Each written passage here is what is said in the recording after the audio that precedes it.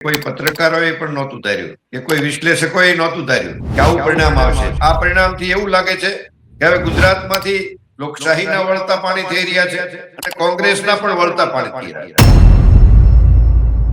મારે એ સમજવું છે કોંગ્રેસનું આ પતન એ કઈ હદ સુધી જઈ શકે હજુ, અને આનાથી એક તરફી શાસનની અંદર લોકોનો ઝુકાવ કેમ આવો વધી રહ્યો છે? કોર્પોરેશનમાં તો કોંગ્રેસનું ખાતું પણ નથી ખોલ્યું, એટલે આટલી હદ સુધી તો કોંગ્રેસ ક્યારેય નબળી હતી નહીં। તો શું તમને એવું લાગે છે કે આમ આદમી પાર્ટી માટે ક્યાંક ગ્રામ્ય વિસ્તાર એ આશાનું કિરણ બની શકે ખરા 2027ના પરિપ્રેક્ષમાં? બીજેપીની સામે અનેક અસંતોષ હોવા છતાં એ મતદાર એને કોંગ્રેસને કે વિરોધ પક્ષને મત દેવા પ્રેરાતો નથી। પણ આ વખતે તો આમ આદમી પાર્ટી પણ મેદાનમાં હતી, અને આમ આદમી પાર્ટી છેલ્લા 1.5 વર્ષથી આ પ્રયત્ન કરતી હતી અને લોકો વચ્ચે પણ દેખાતી હતી, છતાં પણ એ વિકલ્પને લોકોએ ન સ્વીકાર્યો। એની પાછળનું તમને કારણ શું લાગે?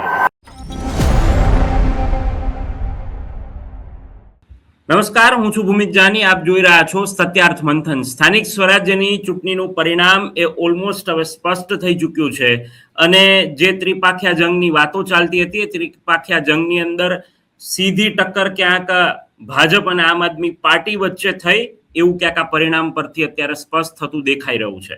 આમ આદમી પાર્ટી માટે વકરો એટલો નફો એ પ્રકારની સ્થિતિ હતી, અને તેમાં શહેરી વિસ્તારમાં આમ આદમી પાર્ટીને મતો નથી મળ્યા, કોઈ પણ સીટો નથી મળી સુરતને બાદ કરતા, અને સુરતની અંદર જ્યાં 2021માં 27 સીટો આવી હતી ત્યાં 4 કે 5 સીટોની અંદર તેમને ઊભું રહી જવું પડ્યું છે। એટલે સુરતની અંદર પણ તેમના વળતા પાણી થયા, પરંતુ તેમના માટે આશાનું કિરણ એ ગ્રામ્ય વિસ્તાર બનીને આવ્યું છે, કારણ કે ગ્રામ્ય વિસ્તારની અંદર તાલુકા જિલ્લા પંચાયતની અંદર ઓલમોસ્ટ ફાઇનલ આંકડો સ્પષ્ટ થતા રાત્રિનો સમય થઈ જાય, પરંતુ એ પૂર્વે 350થી વધુ જેટલી બેઠકો એ તાલુકા જિલ્લા પંચાયતની તેમને અંકે કરી લીધી છે આમ આદમી પાર્ટીએ। ભારતીય જનતા પાર્ટી માટે 2027 એ એક એકદમ સરળ કહેવાય ને કે રસ્તો બની ગયું છે, અને 27ની અંદર સ્પષ્ટ બહુમતી સાથે કોઈ પણ પ્રકારની એન્ટી ઇન્કમ્બન્સી અસર નહીં કરે એવું અત્યારે કહેવું ઉતાવળિયું નહીં હોય, કારણ કે અનેક મુદ્દાઓ હોવા છતાં પણ આ ચૂંટણીની અંદર ભારતીય જનતા પાર્ટીને જે પ્રચંડ વિજય મળ્યો છે, જે બેઠકો પર અમુક બેઠકો એવી છે કે જ્યાં કોંગ્રેસ જ કાયમી તેનો ગઢ રહ્યો હતો, એવી બેઠકો પણ ભારતીય જનતા પાર્ટીએ જીતી છે। ક્યાંક બેઠકો એવી પણ છે કે જે આમ આદમી પાર્ટીએ ગાબડું પણ પાડ્યું છે, પરંતુ મહદઅંશે જ્યારે આપણે આજે ચર્ચા કરી રહ્યા છીએ ત્યારે ભારતીય જનતા પાર્ટી માટે કપરા ચઢાણ નથી રહ્યા। કોંગ્રેસ માટે અસ્તિત્વનો જંગ જે પહેલેથી અનેક રાજકીય વિશ્લેષકો કહી રહ્યા હતા, પત્રકારો કહી રહ્યા હતા, એ માટેનો જંગ ચોક્કસથી રહ્યો, પરંતુ આ પરિણામ એ કોઈએ કળ્યું નહોતું। આ પરિણામ અનએક્સપેક્ટેડ છે, અને ભારતીય જનતા પાર્ટીએ શામ દામ દંડની નીતિથી આ પરિણામ લાવવા માટે સફળ નીવડી છે। ખેર, આ બધા જ મુદ્દાઓ પર વિસ્તૃત ચર્ચા કરવી છે, અને એ ચર્ચા કરવા માટે મારી સાથે રાજકીય વિશ્લેષક પ્રદ્યુમનસિંહ સરવૈયા જોડાયા છે, અને તેમની સાથે વિસ્તૃત આ પરિણામની ચર્ચા કરીએ। સાહેબ નમસ્કાર, આપનું સ્વાગત છે। જી નમસ્કાર। પ્રદ્યુમનસિંહ, શું તમે આવું પરિણામ ધાર્યું હતું ખરા કે ગુજરાતની અંદર આ પ્રકારનું પરિણામ એ શક્ય બનશે ખરા? જાનકી નાથે પણ નહોતું જાણ્યું કે કોઈ પત્રકારોએ પણ નહોતું ધાર્યું કે કોઈ વિશ્લેષકોએ નહોતું ધાર્યું કે આવું પરિણામ આવશે। ચોક્કસ આપણે ધાર્યું તો ચોક્કસ કે ભગવો લહેરાશે, પરંતુ ભગવો આટલી હદ સુધી લહેરાશે એ તો કોઈએ જાણ્યું નહોતું। એ તો કદાચ આ ઈવીએમને જ ખબર હતી કે આ રીતના પરિણામ નીકળવાના છે। એટલે ખરેખર સુખદ આશ્ચર્ય કહીએ, જે રીતે બીજેપીના કાર્યકરને સુખદ આશ્ચર્ય થયું, એ રીતે ચોક્કસ આપણે ધાર્યું કે અમુક જગ્યાએ જે કોંગ્રેસને ફાઇટ આપશે અથવા તો મજબૂત વિરોધ પક્ષ તરીકે દેખાશે, એવી પણ કોઈ બાબત નજર ન આવી। અમુક કોર્પોરેશનમાં તો કોંગ્રેસનું ખાતું પણ નથી ખોલ્યું, એટલે આટલી હદ સુધી તો કોંગ્રેસ ક્યારેય નબળી હતી નહીં, અને આ વખતે જે સંજોગો હતા, બીજેપીની વિરુદ્ધની જે વાતો જતી હતી એ મુજબ અને એક વાતાવરણ મુજબ એમ લાગતું હતું કે ચોક્કસ ગુજરાતને એક સક્ષમ વિરોધ પક્ષ મળશે અને આપણી લોકશાહી વધુ મજબૂત થશે, પરંતુ એનાથી વિરુદ્ધ થયું છે। આ પરિણામથી એવું લાગે છે કે હવે ગુજરાતમાંથી લોકશાહીના વળતા પાણી થઈ રહ્યા છે અને કોંગ્રેસના પણ વળતા પાણી થઈ રહ્યા છે। ક્યાંક ને ક્યાંક આમ આદમી પાર્ટી જગ્યા બનાવી રહી છે, અને ખાસ કરીને આમ આદમીનું ભલે જે વકરો એટલો નફો એવું થયું છે, અમુક તાલુકા પંચાયત એની પાસે આવી છે, અમુક નગરપાલિકાઓની છૂટી છવાઈ સીટો આવી છે, ક્યાંક એકાદ જગ્યાએ કોર્પોરેશનમાં પણ ખાતું ખોલાવ્યું, પરંતુ જે આમ આદમી અથવા કોંગ્રેસ બરોડા કે સુરત જેવી મજબૂત કોર્પોરેશનમાં પણ કંઈક કાળશે એવું દેખાતા એ પણ નથી મેળવી શકી. એટલે ખરેખર સુખદ આશ્ચર્ય છે. અને આના કારણોમાં જાય તો અનેક એવા કારણો પણ છે. અને બીજેપીને તો આપણે જોઈએ છીએ સામ દામ દંડ ભેદ ની નીતિ અને એનું જે ડિસિપ્લિન વાળો કાર્યકર ને બીજેપીનું માઇક્રો પ્લાનિંગ એ પણ આમાં કામ કરી ગયું છે.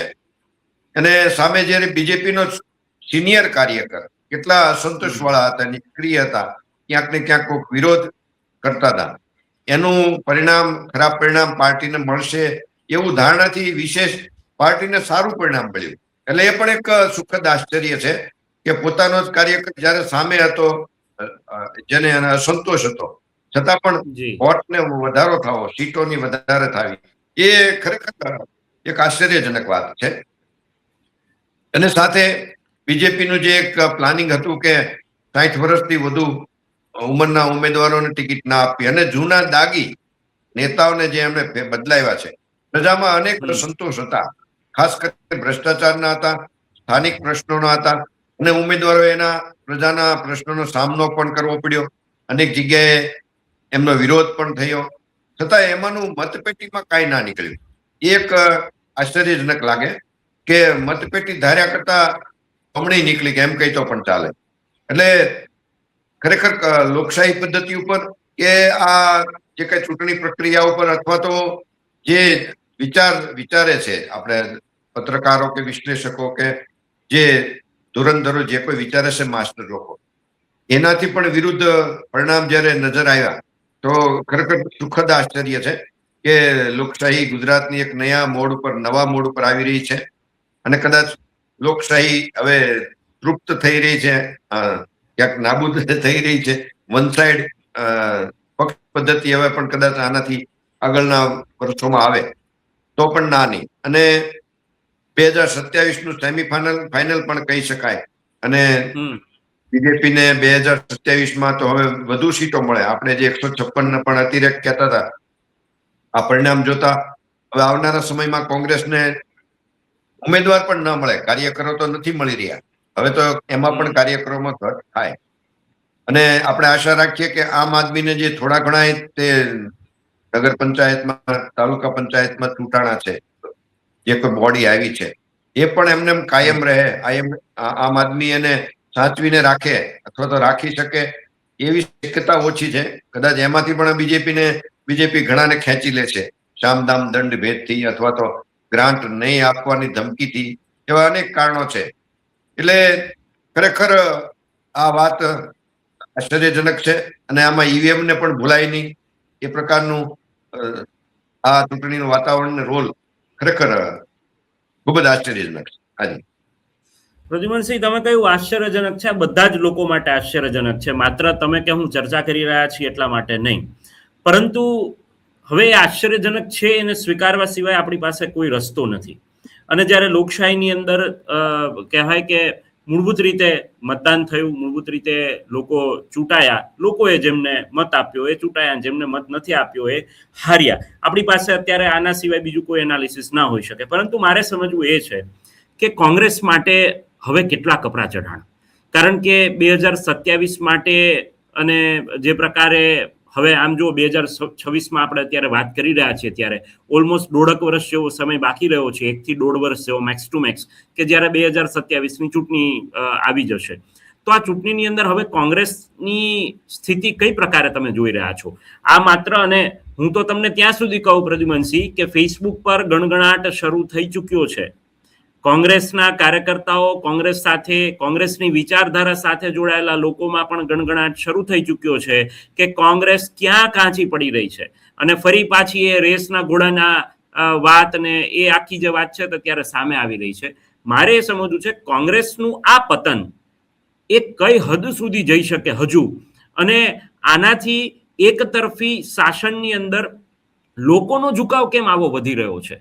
આપણે, કારણ કે લોકોનો આ ભાવ પણ આપણે ભૂલવો પડે એવી વાત નથી, કારણ કે લોકોએ મત પણ આપ્યા છે. તો આ મત ડાયવર્સિફાઈડ ન થઈ શકવાનું કારણ આપને શું લાગી રહ્યું છે? એક તરફી વોટિંગ તો એ આપણે લોકશાહી માટે તો ડેન્જરસ છે જ, ચોક્કસ. એના ફળ, ખરાબ ફળ હવે પણ ઘણા સમયથી મળી રહ્યા છે અને હજુ વધુ મળશે. એટલે કોંગ્રેસના આ પરિણામ જોતા તો હવે તો કોંગ્રેસ જાણે કે ગુજરાતમાંથી લુપ્ત થઈ રહી છે એવું પણ ચાલે, કહીએ તો ચાલે. જો હવે હજી પણ એમાંથી જો બહાર ન આવે, કેમ કે કોંગ્રેસ એક તો સૌથી પહેલા તો એનું શીર્ષ નેતૃત્વ વિચારધારાથી ભટકેલું છે. એમની પાસેના જે એજન્ડા છે એ અને જનમાનસના એજન્ડા કે જનમાનસની આશા, અપેક્ષાઓ, અભિલાષાઓ એ બંને સેટ નથી થતા. એટલે દરેક શાસક પક્ષ એટલે કે બીજેપીની સામે અનેક અસંતોષ હોવા છતાં એ મતદાર એને કોંગ્રેસને કે વિરોધ પક્ષને મત દેવા પ્રેરાતો નથી, અથવા તો મત દેવા બહાર નથી નીકળતો. આપણે જોયું મતદાન ઘણું ઓછું હતું જે ગણતરી થઈ. નહીતર જો વિરોધ હોય, આ તો લોકશાહી છે, વિરોધ હોય તો એ મતદાન દ્વારા કમસે કમ સ્થાનિક સ્વરાજની ચૂંટણીમાં તો અન્ય ઓપ્શન ગોતે કે મારે બીજે મત દેવો છે, જેથી કરીને સ્થાનિક પ્રશ્નોને નવું નેતૃત્વ મળે, નવી વાચા મળે. પણ એવું પણ ન થયું. એટલે એક તો કોંગ્રેસની વૈચારિક ભટકાવ જે છે વારંવાર નિષ્ફળ જાય છે, દેશભરમાં નિષ્ફળ જાય છે.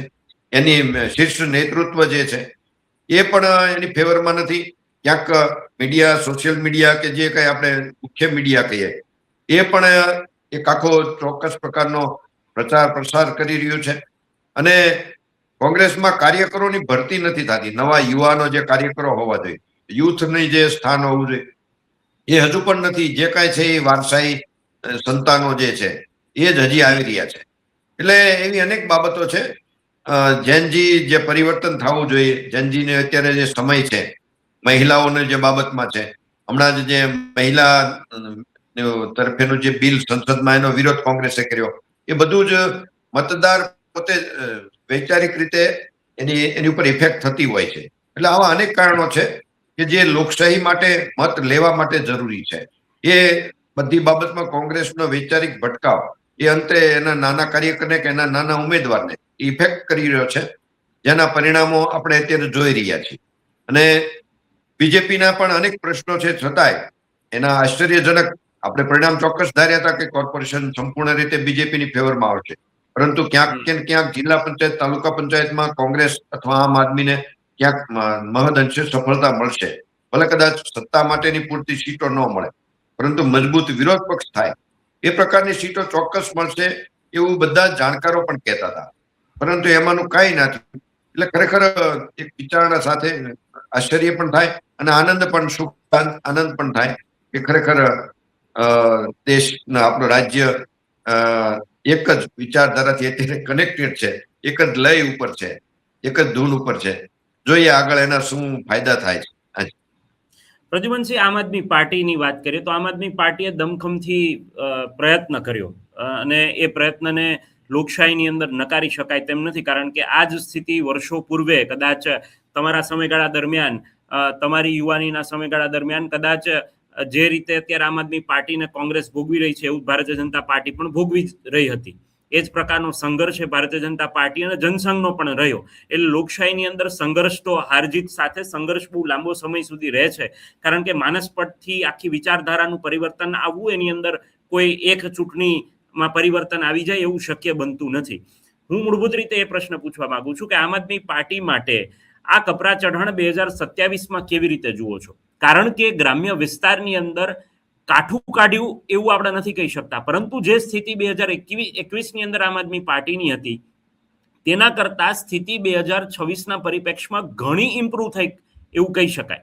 તો એ ગ્રામ્ય વિસ્તારોની અંદર જે થયું છે, કારણ કે આ આપણે કહીએ કે કોર્પોરેશનની અંદર ચલો આમ આદમી પાર્ટીને સીટો નથી મળી, પણ ગ્રામ્ય વિસ્તારમાં મળી છે, તો તેની સામે વિધાનસભા બેઠકોની અંદર પણ ગ્રામ્ય વસ્તી વધારે છે. તો શું તમને એવું લાગે છે કે આમ આદમી પાર્ટી માટે ક્યાંક ગ્રામ્ય વિસ્તાર એ આશાનું કિરણ બની શકે ખરા 2027ના પરિપ્રેક્ષમાં?